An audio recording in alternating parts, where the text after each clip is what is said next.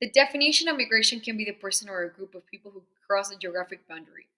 It also can be the people who does not stay in their regular or primary residency. It can be in a positive way, like starting a new job in a different country, and in a negative way, escaping oppression with the politics, violence, etc. in their country. Migration has increased enormously around the globe. By 1990, 155 million people were living outside their birth country. In 2020, the cipher almost doubled, with 281 million. The most common type of migration is displacement. It is when people are forced to leave their homeland as a result of natural or man made disasters such as earthquakes or violence in the streets. Most of the displacement people move because of violence, human rights violations, and political conflicts. The way we as a society use the word migration has an effect on how we talk, feel, think, and act about migration.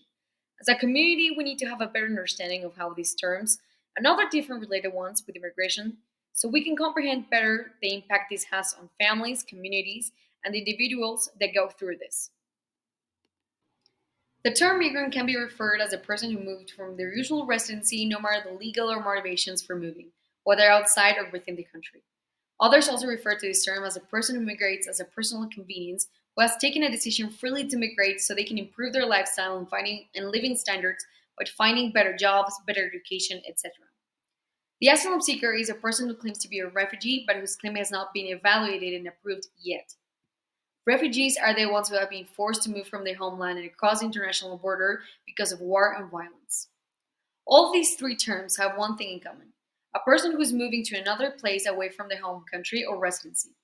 However, the term migrant does not have a legal definition, unlike the other two terms, and it can be voluntary or involuntary. Asylum seekers cannot be recognized as refugees, but all refugees are initially asylum seekers. Both asylum seekers and refugees have to go through a legal process, but the asylum seekers has to go through a longer one. As we understand, refugees are the ones who are in most danger and who need an international protection as fast as possible. An example of a refugee can be a Palestinian people who for a while have been trying to escape their country because of the war. The migration challenges. First of all, we will focus on the Syrian refugees in Lebanon, which are about 1.5 million. The economic vulnerability driven by inflation, which is shown in the presentation, and the depreciation of their currency has affected over 66% of the refugees, with almost 90% unable to cover essential expenses. The main causes are clearly related to the Syrian civil war, but as mentioned before, mainly to the economic situation of Lebanon. This economic pressure has resulted in an increase in resilience and debt, impacting their quality of life and their emotional well being. A clear example are the challenges faced by the Venezuelan migrants and refugees in the Caribbean, highlighting the economic, cultural, and restrictive migratory policies that affect more than 7.7 million Venezuelans who have left seeking for protection. However, in the Caribbean, they faced risk of detention and deportation due to limited access to national protection systems because the requirements for regularization are complicated and the access to alternative mechanism is limited, having a huge impact on their opportunity to live in the Caribbean. Migrants are often targeted by politicians with racist and or xenophobic ideologies, and because of this, they have to be subjected to the false identities that they are given, being blamed by the social and economic problems that arise where they go. A recent example of this is the persecution of migrants in the United States during the time Trump was a president. During this time, Mexican migrants were alienated and made targets of violence. They were being regarded as criminals who only were there to make drug traffic and steal the American jobs from the people of the country. As demonstrated by this example and similar examples such as African migrants trying to reach European territory, when the migrants were given a false identity, not only their rights were not being respected, but they are also made targets to political attacks, discrimination, and violence, making them face inhuman situations on top of the struggles on migrating. To others, which right is more important, whether to migrate or not migrate? I would first like to differentiate what is one from the other. We understand that is right that people have the right to seek opportunities and improve their life, especially when they face problems in their place of origin. Migration can be a valid option to escape violence, persecution, or lack of economic opportunities. Instead, we understand that the right not to migrate is that people have the right to live safely and with dignity in their place of origin. Addressing the unjust cause of forced migration helps preserve this right.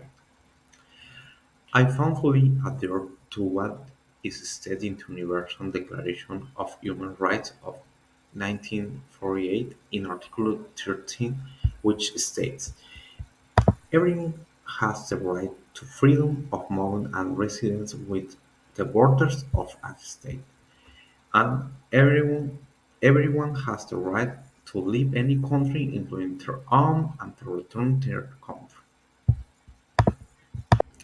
First, I will talk about the responsibility of countries of origin, which are develop economies, provide job opportunities, provide education opportunities, and protect human rights and ensure social security. Now, about the responsibilities of the country that is your destination, which are facilitate social and labor integration, fight discrimination and xenophobia, cooperate in development programs, and make permits more accessible for people who are fleeing countries where their lives are in danger. Finally, I consider that just as each person has responsibilities separately, they also have them together. So, to express them, I want to represent in a basic way what the global compact on migration would be, where these types of responsibility are externalized. Reduce the risk and vulnerabilities faced by migrants at different stages of migration, respecting, protecting, and fulfilling their human rights. Develop and apply joint policies and exchange information for effective management. A global citizen can make a meaningful contribution addressing the challenges that migrants face with the next two actions. First, campaigns against migrants' false identities and stereotypes. While one as a global citizen can't do a great economic or political actions, such as making treaties with other countries or fighting to solve global problems which force people to migrate, we can still make the other citizens realize the false identities and stereotypes which harm the migrants. While this seems like a small action, being successful will make a community more welcoming toward migrants, giving them better opportunities and, in a great scale, make it easier for the government to take actions to help the migrants. The second is resettling for programs. Talking about the government, it is most of the time not easy for it to welcome migrants because of multiple reasons, from national security to the lack of resources to welcome them. Because of this, there are multiple global organizations which have programs to resettle them. To help donations can be done to these organizations and not only individual donations, we could also create events, campaigns, and services from which to convince people to donate, or use a percentage of the economical gains to donate to these programs and sponsors to resettlement of migrants.